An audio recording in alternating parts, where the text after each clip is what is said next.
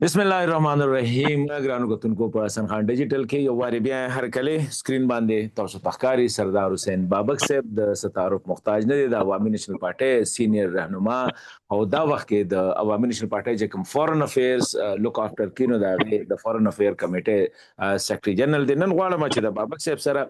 د خیبر پختونخوا په دې حالاتو باندې او د پاکستان افغانستان ترمنځ چې کومه د شخړه روانه ده سمی طرف ته نزي په دې باندې به خبر کو بل طرف ته د ریاست یو بیانیه د پاکستان تحریک انصاف دهشتګردۍ حواله سره بل بیانیه کیږي بس په دې باندې به خبر کو بابک صاحب السلام علیکم وعلیکم السلام حسن خان صاحب والله تاسو په ډیر مننه بابک صاحب بس یخنه کوم د تکلیف درکنو خیر دی خاجي دا موضوع موږ له هم وکړه کړ مهرباني بابک صاحب ما چې څنګه شروع کوي چې خبره بکو د لمبه خو لټس د خپل کور شروع کو پښتونخوا نه ننم په پښتونخوا کې چې کم دي سو حمله شوی دي دهشتګرد او پولیس پکې چې کم دي شهیدان شوی دي خاص کر په یو حمله کې خو و پولیس اهلکار چې کم دي هغه شهیدان شوی دي او صوبایي حکومت طرف ازاغ اکثر خبره کومه چې هغه جنازه لسکه مزمتي بیانم ناراضي نو تاسو ګوره نه چې د ریاستي ادارو او د صوبایي حکومت ترمنځ دا کم ټنشن دی دا به د صوبه چرته بوزي بالکل تاسو صحیح خبره کوي بدقسمتي دا ده چې د تیرو 14 کالو نه کومه وګورو نو دغه صورتحال چې دی غا روان دي چې روزانه بنیاد باندې دا واقعیات چې دا کیږي او بیا کوم د حکومت طرف ته وګورو نو غا د یو تماشایي کردار ادا کوي په نن وخت کې خو تاسو وګورئ چې لکه نننه واقعي ته کوم ګورو بیا موږ خپل وزیر اعلی ته او دغه ټیم ته وګورو چې هغه کراچۍ ته تللی دی او په روډونو باندې کله یو ځای کې جلسه کوي کله بل ځای کې جلسه کوي او خپل پښتونخوا یې بیخي دهشتګردو ته پرېښودې ده دا ډیره افسوسناکه خبره ده او دا ډیره غیر سنجیده خبره ده که موږ دې ته وګورو نو دا ډیره غیر ذمه داره موقف ته چې هغه خپل کړی دی او هغه صرف یو خبره کوي چې موږ له خلکو د عمران خان په وجه باندې ووټ راکړی دی او دغه د رهایۍ دپاره موږ جدوجهد کوو او که موږ اوس وګورو نو د پی ټي آی پوره سیاست چې دی هغه راغلی دی او د پښتونخوا چې کوم حکومت دی د هغې نه تاویږي او بیا زموږ د دې صوبې څومره وسایل چې دي سرکاري مشینری چې دا یا سوره د خپل اختیار چې سرکاري دی هغه ټول د دې جلسو د پاره او دې جلسونو د پاره استعماليږي پښتونخوا په ډیر بدو حالاتو کې دا موږ وګورو د چترال نواله ترغه وزیرستان پورې تر ډی ای خانه پورې روزانه بنیاد باندې دا ټارګټ کیلنګ چې دی دا روان دی د بتخوري ټلیفونونه کیږي زمونږ خلک چې دی هغه روان دي خپل علاقه پریدي نو حالات د پښتونخوا چې دی هغه ډیر زیات خراب دي بل طرف ته کومنګ وګورو نو په دواړه لاس باندې کرپشن روان دی بیا کومنګ وګورو زمونږ صوبایي حکومت چې دی هغه بیخي ریاست سره په جنگ دی اوس په دې وخت کې ریاست غواړي دا چې د دهشتګردۍ بیخکني دی وکړي دهشتګردي ختم کړي او دلته صوبایي حکومت چې دی هغه دهشتګردو ته د سہولتکارۍ کردار چې دی هغه ادا کوي او تاسو ګورئ په دې ټلویزیون باندې چې هغوی دوره حده پورې نشي ویلی دا روزانه بنیاد باندې چې زموږ پولیس وژل کېږي که یو عام وګړي وژل کېږي هغوی دوره نشي کولی چې ظالم ته ظالم ووایي یا دهشتګرد تنظیم ته دهشتګرد تنظیم ووایي نو حالات د پښتونخوا ډېر زیات خراب دي او مورال چې دی هغه د پولیسو مرسته راځي ډاون کېږي او هغه د ولس هم روان دی ډاون کېږي او د صوبایي حکومت چې دی هغه د خپل لیډر د رهایا نه اوزګار نشو بابک صاحب هغه ورځ ډي جی اس پی آر پریس کانفرنس کې یو خبر وکړه چې یاره عوامي نېشنل پارټي خاصه توګه باندې عوامي نېشنل پارټي باندې د یو موقف چې دوی اختیار کړو هغه ډېر قرباني هم ورکړلې او ډېر په بادرې سره ولاړو د اپریشنز کې د دهشتګردۍ خلاف هغه ټیم کو حالات ډېر زیات خراب وو ځکه چې سواد شو وزیرستان شو باجوړ شو دا خو تقریبا د هغوی باقاعده په قبضه کې وي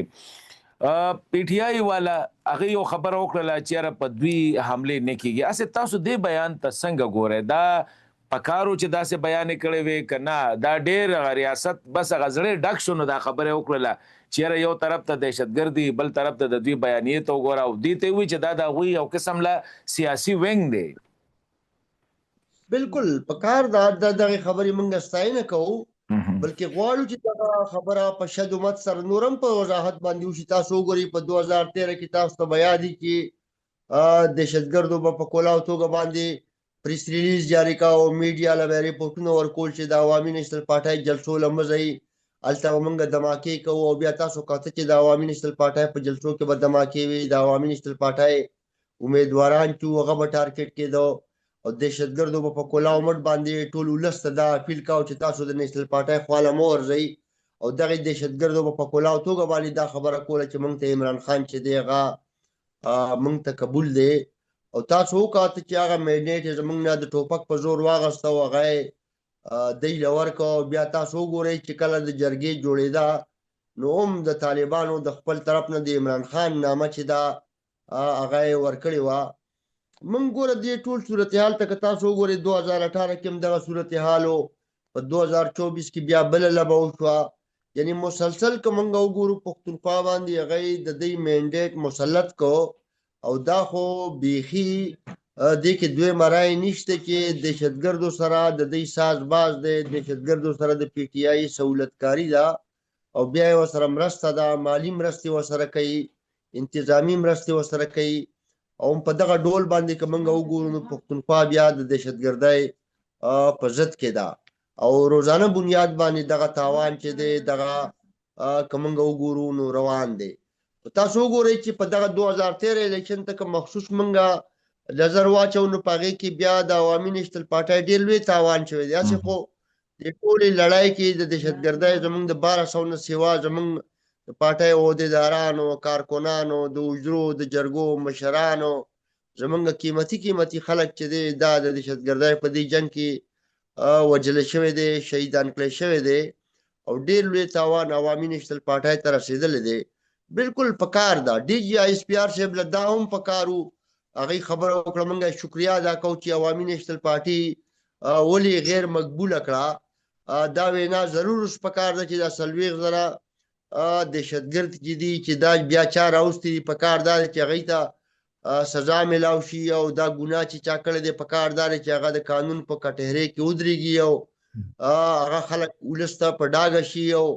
ښکاره شي ورته او هغې ته خپل د قانون مطابق سزا چې دا هغه ورته میلاو شي د هغې وجه دا ده چې که موږ وګورو نو اسټیبلشمنټ د پی ټي آی په جوړولو کې د هغې په اقتدار په راوستو کې یا که موږ وګورو نو میډیا یې ورته تابع کړې وه الیکشن کمیشن یې ورته تابع کړی و عدالتونه یې ورته تابع کړي وو په ټول ملک کې سیاسي سوره خلک چې وو ابن الوقت خلک چې په مختلفو وختونو کې پارټۍ بدلئ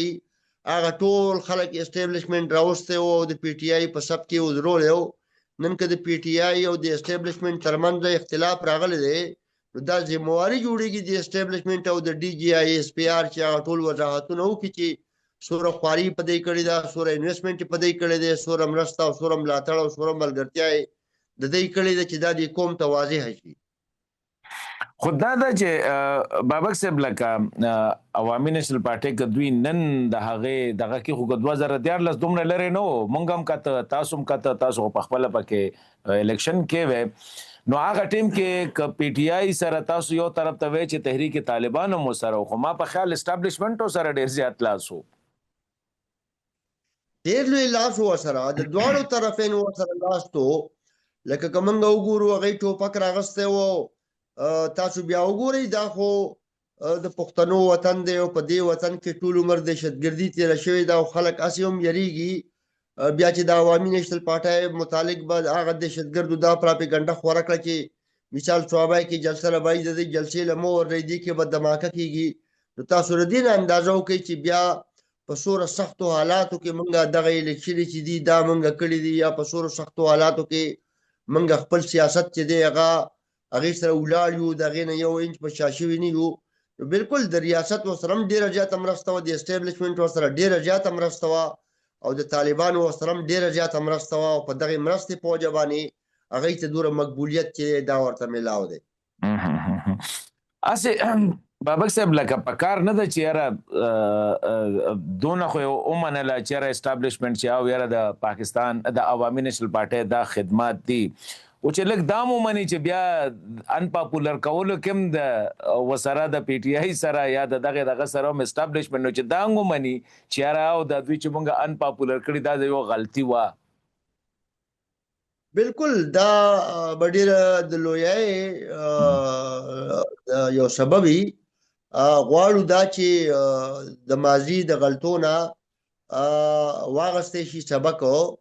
او په کار ده چې لکه ګوره مونږ خو یو جمهوري او یو سیاسي یو اصولي تحریک ته مونږ ټول عمر د پاکستان د بقا یا د پاکستان د سلامتیا خبره مونږ کړې ده، د پاکستان د مضبوطیا خبره مونږ کړې ده، په دې ملک کې مونږ د جمهوریت خبره کړې ده، په دې ملک کې مونږ بیا دا خبره کړې ده چې ګاونډیانو سره د ورورولۍ او دوستۍ تعلقات چې دا برابرول پکار دي. بیا مونږ د صوبایي خودمختارۍ خبره کړې ده، مونږ د وړو قومیتونو د حقوقو خبره کړې ده، د اظهار ازادۍ اظهار رایې د ازادۍ خبره مونږ کړې ده. او مونږ بیا اتلسم آئینی ترمیم چې کوم راغلی دی بشمول د آئین د ټولو هغه شکونو باندې عمل درآمد باندې خبره چې دا مونږ کړې ده. په کار ده چې اسټیبلیشمنټ د عوامي نیشنل پارټۍ دا دوره لوی اوږد سفر چې دی چې دا د قربانونو نه ډک دی، دا د تاوانونو نه ډک دی، او دا ټول عمر په دې ملک کې که وګورو مونږ یو سیاسي جدوجهد چې دی هغه مونږ کړی دی. مونږ چې ته د عدم تشدد په لار باندې مونږ تللی یو، مونږ چې ته ټکراو سیاست چې دی هغه نه دی کړی. تاسو وګورئ د 9 مئی چې کوم واقعات شوي دي چې د آرمي په پوسټو باندې دی حملې کړي دي، مونږ د هغې مذمت کړی دی. بیا مونږ د هغې مذمت کړی دی چې د آرمي په دې ځایونو باندې دی حملې وکړې، په ټول پلازا باندې دی حملې وکړې، یا مثال چې دی خپل کارکنان مشتعل کړو د آرمي خلاف یې راوباسلو او په داسې انداز د هغې خلاف کمپین شروع کړو چې د هغې یې بدرنګي کوله، عوامي نیشنل پارټۍ د هغې غندنه کړې ده. مونږ غواړو دا د اسټیبلیشمنټ نه چې هغې اوس په ډاګه باندې دا ټوله خبره وکړي چې دا دی چې برید ته وایي چې نن وایي چې مونږ دوره لوی خلک یو، زمونږ دوره لوی قوت دی یا مونږ سره دوره ډېر ولس دی چې دا ولس ته واضح شي او دا کار اسټیبلیشمنټ کولی شي چې د ډي جي آی ایس پی آر په ذریعه باندې دغه ټول وضاحتونه چې دي چې دا د قوم ته وشي، څنګه چې دا یو وضاحت ورته وشو چې دا چې ورته دا نور وضاحتونه مو شي، ځکه چې ولس ته پته ولګي چې دی کې په خپله څومره دم دی او د دې څومره قوت دی. خو دا راته ووایه بابک صاحب، لکه د عمران خان صاحب دا خبره خپلو دغه ته چېرې تاسو د میلیټنسي یا د وسلوالو د دوی مخالفت ځکه مه کوئ چې ان پي والا نه سبق پکار دی، ان پي والا خو ان پاپولر کړله، نو ستاسو هغه خدمات خو هغوی نیګیټیولی یوز کړل په خپل فیور کې، نو تاسو لاړل ښکته او هغوی پې لاړل بره. هغوی چې کله سپورټ وکړو لکه څنګه چې تاسو وایئ چېرې سیاسي وینګ دی یا ورسره چې کوم دی لکه بعضې خلک وایي چې ټي ټي پي ده پي ټي آی انشورنس پالیسي ده اني ټایم د دوی به استعمالي، نو دې ته تاسو چې لکه دې قوم خاص کر که پښتونخوا یا پاکستان به یاد کو ریکګنیشن اف ستاسو د دغه چې کوم دی د هغې په دې باندې هغه ستاسو الټه ستاسو خلاف استعمال شو، نو ډاون د لاین هاو ډو یو فیل اټ چېرې څنګه محسوسوئ؟ تاسو صحیح وایئ. ګوره دلته خو څنګه چې تاسو هم ذکر وکړو چې د دوو طرفینو نه پی ټي آی سره مرستې وي، یو ورسره د دهشتګردو مرسته وه کومه چې ورسره نن هم ده، او دویم طرف ته ورسره د اسټیبلیشمنټ مرسته وه کومه چې ورسره نن په ظاهره باندې نشته. اوس مخکې پته نه لګي چې څه صورتحال به جوړېږي. اوس په دغه صورت کې تاسو وګورئ چې ټوله میډیا یې د هغې پابند کړه او زموږ خلاف ډېره نیګیټیو پراپیګنډا وشوه، پراپیګنډا روانه شوه، نو د هغې په وجه باندې زموږ ساک ته نقصان ورسېدو، زموږ مقبولیت ته نقصان ورسېدو او زموږ ګراف د هغې په وجه باندې لاندې راغی. یعنې دا ډېره ګرانه خبره وه. زه به تاسو له مثال درکړم چې په دیر کې زموږ جشن پښتونخوا وه، جلسه وه، په هغې کې موږ په یوه جلسه کې خودکش حمله شوې وه. موږ 6-8 شهیدان چې دي موږ د هغې جلسې نه پورته کړي دي. تاسو په کراچۍ کې وګورئ، تاسو په پېښور کې وګورئ، تاسو په ډي ای خان کې وګورئ، تاسو په وزیرستان کې وګورئ، تاسو په بونیر کې وګورئ، تاسو په سوابۍ کې وګورئ، تاسو په سوات کې وګورئ، هرې ضلعې ته که تاسو وګورئ نو د هغه دهشتګردو زمونږ خلک یې ټارګېټ کاو، زمونږ لیډران یې ټارګېټ کولو، زمونږ امیدواران یې ټارګېټ کولو، زمونږ کارکنان یې ټارګېټ کولو، او په جار به یې دا خبره کوله چې موږ ته عمران خان منظور دی او موږ به د عمران خان دپاره کار کوو. دغه دواړه مرستې هغې سره وې او د هغه مرستو په وجه باندې ستاسو خبره چې هغې بره لاړو او زمونږ ګراف لاندې راکوز شو. اوس خو شکر الحمدلله چې حالات برابر شوي دي او خلکو ته ولس ته دا ټول څیزونه واضحه کېږي او د هغې ثمرات تاسو وینئ چې روزانه بنیاد باندې په عوامي نیشنل پارټۍ کې د دې صوبې په کونه کونه کې لګیا دي ځوانان شاملېږي او پښتانه بیا په عوامي نېشنل پارټي کې تاسو شاملېږي او ګراب د بابک صاحب د صوبې چې کوم صورتحال دی لکه ظاهره خبره د صوبایي حکومت پرایمري ریسپانسیبিলিټي د صوبایي حکومت دی تاسو نو ګوره چې ډېر کامیابه سره ماته چې ځخکاری مې به چې زه غلط ما صوبایي حکومت هغه ناکامي یا د صوبې حالت ذمہواری په مرکز باندې اچي او سحد پورې په سوشل میډیا باندې یا په میډیا باندې هم څنګه چې تاسو ډېر برزنلی او وی راځي سحد پورې کامیاب دي بالکل دا خبره ستاسو حقیقت ته چې هغه دلته د همدردۍ ووټ چې دی د هغې د اخیستو کوشش کوي او د خپل لیډر په حواله باندې خبره کوي چې هغه ناحقه په جیل کې دی او لاندې خلکو ته دغه تاثر پیش کوي چې زموږ لیډر سره زیاتې روان دی او هغه په جیل کې دی او هغه سره خلک او ملاوېدو ته نه پرېږدي دغه د همدردۍ ووټ چې دی دا هغوی سره دی او هغوی د دې ووټ نور د کش کولو کوشش کوي خو خلک خو په دې خبره باندې پوه دی نن که عمران خان په جیل کې دی نو پرون تاسو وګورئ چې اسټیبلیشمنټ د عمران خان دپاره هره روا او هره ناروا چې ده دا اسټیبلیشمنټ د عمران خان دپاره کړې ده او د اسټیبلیشمنټ د هغه لوی مرستې په وجه باندې د دهشتګردو د هغه لوی مرستې په وجه باندې هغه په دې ملک کې وزیر اعظم جوړ شوی یا په درېیمه پیره باندې هغه دلته وزیر اعلی جوړیږي نو په دې خبرو باندې اوس عوام چې دی هغه روانه ده هغه پوهیږي دوی خپل ناکامي چې ده هغه نشي پټولی ځکه چې په تېرو 14 کالو کې زموږ دا صوبه چې ده هغه دوی په اقتصادي توګه باندې تباه کړه په انتظامي توګه باندې تباه کړه بېروزګارۍ ته تاسو وګورئ چې په لکونو ځوانان هر کال د دې صوبې نه بهر روان دي کارخانې بندې شوې ګرانۍ ته تاسو وګورئ چې اسمان ته رسېدلې ده د خلکو قوت خرید چې دی هغه ختم دی بېروزګارۍ کې ډېره زیاته اضافه چې ده روانه د هغه شوې ده او خلک چې دی هغه ډېر بدحاله شوی دی دلته خلکو ته ډېرې مسلې دي کرپشن په دواړو لاسو باندې روان دی زموږ د صوبې حالات چې دي هغه ډېر زیات برباد دي او دوی خپله ناکامي اوس هرګز نشو پټولی د هغې وجه دا وه چې 14 کال دی او دا ډېر وخت دی 14 کاله وخت دی دا ډېر وخت دی او 14 کاله وخت کو یو عام انسان ته هم میلاو شي چې هغه د دې صوبې وزیر اعلی کړي یا د دې صوبې واک ولته ورکړي بیا عمران خان خو لوی لیډر دی د 14 کالو نه په دې صوبه کې حکومت دی یعنې عمران خان د 14 کالو نه زموږ په دې صوبه کې وزیر اعلی دی تاسو د دې صوبې حالت ته وګورئ ما ته په یو ضلع کې ته میګا پراجکټ وښیه په دې 14 کالو کې د یو کار داسې نشي کولی چې هغې نه د ولس ته خیر اسې بابک صاحب خو یو بله خبره کو هغه دا ده چې سهیل افریدي صاحب پرون کراچۍ کې یو بیان ورکړی پاکستان دا یو خبره کوي چې په دغه کې دهشتګردي دا د افغانستان نه دا او دا یو ان رپورټ هم وایي دا سګار رپورټ هم وایي دا ټول وایي هغه دا کوېسچن کړی ده افغان طالبان دا بیانیه ده چېرې دا په پاکستان کې دي او موږ له دې ثبوتونه راکړي یا وغیره وغیره سهیل افریدي صاحب دا خبره چې کوم دی هماغه د افغان طالبانو خبره کړې ده تاسو څه ګڼئ چې دا د ریاست بیانیې دپاره ډیمیجنګ ده که نه واقعي ریاست له دا شیونه پکار دي دا ډېره ډیمیجنګ ده سهیل افریدي له ریاست سره ودرېدل پکار دي په داسې سټیج باندې ریاست سره ټسل اخیستل چې دي دا که یو طرف ته د ملک بدنامي ده نه بل طرف ته د ملک کمزوري ده دلته پښتونخوا له بیخي ریاست سره ودرېدل پکار دي په یو پیج باندې ودرېدل پکار دي د دوی که دننه اختلافي باید چې هغه دننه پاتې شي هغه بهر راونځي د هغې وجه دا ده چې د هغې نه خو به ریاست ته تاوان کېږي موږ دې ته ګورو چې که ریاست الزام په چا لګوي ریاست هم زمونږ دغه خواست چې دا ټوله ګاونډي ملکونه دي دې ټولو ګاونډي ملکونو سره ناسته پکار ده دوی سره دوستانه تعلقات پکار دي افغانستان سره د ورورولۍ تعلقات پکار دي د تجارت او د امدورف دا لارې چې بندې دي دا کلاول پکار دي چې دا تګ راتګ جاري وي او دا تجارت جاري وي خو دلته که موږ وګورو نو پښتونخوا صوبې له ریاست سره ودرېدل پکار دي خو تاسو نه ګڼئ بابک صاحب چې دا کم د پاکستان تحریک انصاف بیانیه یا د افغانستان نه چې کومه بیانیه راځي دا پښتونخوا کې د ریاست خلاف چې کوم دی هغه جذباتو ته چې کوم دی یو دغه ورکي هوا ورکي بالکل ورته ورکوي او د هغې کوشش هم دا دی چې په نن وخت کې موږ وګورو نو د فوج خلاف یا د ادارو خلاف هغه دا زهر چې دي دا په خپلو جلسو کې هم خوري دا په خپلو پریس کانفرنسونو کې هم خوري او لګیا دي هغې سملای کې په یو ځای کې په بل ځای کې دا جراثیم چې دي دا خوري او دا مناسب خبره نه ده.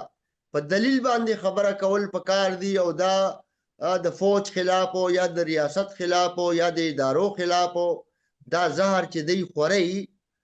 نو دا به ډیر تاوان وکي او ډیر تاوان وکړو او ظاهره خبره ده چې دلته بیا خلک نور مشتعل کی او دا غ اشتعال نور تاوان چې دی غ پښتونخوا صوبې ته کیږي او پښتنو ته کیږي دا څنګه ده پکار. من که ریاست باندې تنقید کول غواړو پکار دار چې په دلیل باندې من تنقید کو نه چې منګه غا اشتعال جوړ کو او نه چې غا منګه زهر خوار کو چې دغه نه بد اثر خور شي او دغه ترمنځ نور نه اتفاقی پیدا شي او قومي یکجهتي چې وي چې هغه ته نقصان ورسي. دا سي عمل نه دی پکار. بابک صاحب تاسو ګورئ نه چې باوجود د هر سنه دا وخت کې اسټابلیشمنت چې کوم دی ان پاپولر دی په پښتونخوا کې لارجلی زه خبره کومه کې دی شي دا سه نه خو چې زلاړ شم زه ګورم نو دا سي فیلینګ راځي چې خلک زیاتره د پښتونخوا حالات وسم دا غني چې دا د اسټابلیشمنت د پالیسو د وجې نه دی دا هر څه چې کیږي دا وسم اسټابلیشمنت کوي. نو تاسو نه غنئ چې د بیانیه کې ریاست او ایون اپوزیشن هم ناکام شو چیرې لکه دا بیانیه بریک کی او اصل څوک ذمہوار دی هغه ته اشاره وکي وسم خلک چې کوم دی اسټابلیشمنت نه خپه دی. ګوره بالکل دا دوره مهنت او دوره خواري په پی ټی آی باندې اسټابلیشمنت کړی دا چې تاسو وګورئ نو زما خیال دا دی چې ډیر زیات خلک ولا پیدا کړی دي کارکونان ولا جوړ کړی دي د 13 کالو نه زموار چې دی هغه د پښتونخوا حکومت ته زمونږ په حکومت کې اپریشن شوی دی زمونږ په حکومت کې دماکي وي خو یو پولیټیکل ویل چې دی هلته موجود وو د 13 کالو نه پښتونخوا کې کومنګ وګورو یو پولیټیکل ویل چې دی هغه په نظر باندې نه راځي د حکومت ریټ چې دی هغه په نظر باندې نه راځي څنګه چې تاسو خبر وکړه چې هغه دور نه شو کولای دهشتګرد چې څوک ووجني نو د جنازو لنشي تللی د هغې وجه داره چې د همدردۍ چې دي دا دهشتګردو سره دي. نو دا خبره ستاسو صحیح ده چې تر ډېره حده پورې دا تاثر اوس هم قایم دی چې دلته اسټابلیشمنټ چې دی هغه ان پاپولر دی خو دا څنګه پریس کانفرنس چې هغې روانې کړي دي که دغه پریس کانفرنس چې روانې وساتي نو ولس ته به دا حقیقت چې دی دا به ورته معلوم شي او د ولس ته به د پی ټي آی دا مخ چې دی دا به ورته ښکاره شي. بابک صاحب ډیره مننه ډیر خوشاله شو تاسو سره مو خبرو وکړو. ثانک یو ویری مچ.